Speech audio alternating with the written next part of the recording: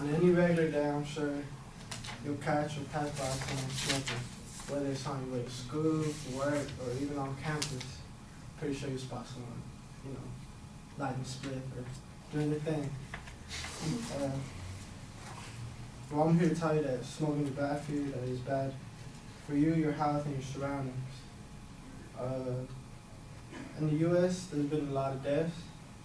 Cigarette smokers are more likely to attain cancer, and cigarette smoke contains a lot of chemicals. According to the annual smoking attributable mortality in the U.S., 443,000 people die from cigarette smoke. I have an aunt. Growing up, all she would do was tell stories and go to the back and smoke. She was telling me she started smoking when she was 13. She gonna stop when she died. She didn't lie. She ended up dying due to cigarette smoke, and I mean, if you could prevent it, you could prevent it. And she knew that was gonna be a reason of death. She just addicted to it too much. The U.S. Department of Health and Human Services explains that cigarette smokers are 20 times more likely to develop lung cancer than non-smokers. If I had the option to prevent cancer, which we all do, I think I would pretty much go away from cigarette smoke. I mean, if you could prevent something, why not? Inside every cigarette, it contains a lot of unhealthy chemicals. According to the National Cancer Institute, every cigarette smoke contains 4,800 chemicals. So let's say there's about 20 cigarettes per pack. And yeah, you do the math. That's too much for me to add together.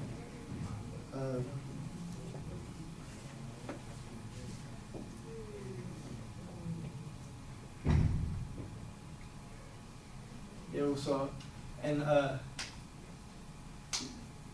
instead of smoking, you can go out, play video games, run, or you try to substitute as much as you could to prevent smoking. Thank you.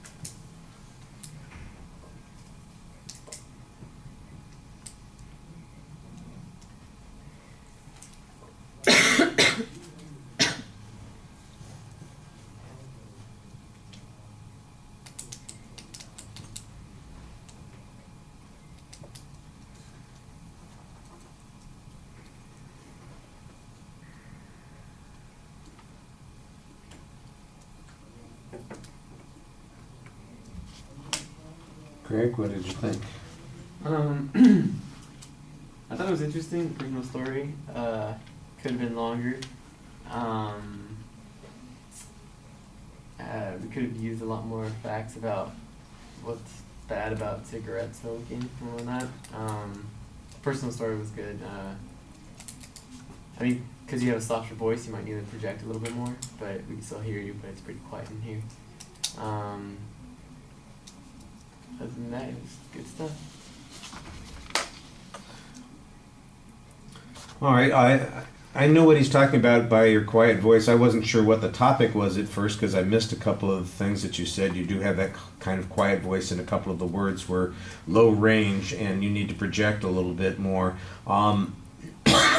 I think we talked about this. There's not really much dispute about this. There's nobody who says that cigarette smoking is good for you, and everybody knows the general harms. So I guess in the long run, it's not really necessary to give us 10,000 statistics about what's harmful on smoking because everybody's had all of those things before. This feels mostly like a motivational speech with a little bit of information in it, and I think that it doesn't really fully develop into a persuasive speech. At the end, you kind of start suggesting maybe some alternatives. You don't really develop any proof that those would be workable alternatives, that they're reasonable. I'm not exactly sure. Somebody says, let me play a video game right after sex, or, I'm getting up in the morning and as I'm having my coffee, I'm going to go out for a run as a way to, address those issues. That's just, those are not, when people have those crutches for cigarette smoking, it's they're not, I'm not sure that your solutions work very well for those kinds of issues. It's just, people's triggers are the things that you need to work on. I think there are things that you could talk about on this subject related to those, and that's not really the direction that you go with this. It stays very simplistic. There's a limited amount of information. You're doing okay looking at us. Your gestures are fine for the most part, but you're not really up there very long to make an impression or engage the audience, and I think that that's also part of the problem. All right, thank you.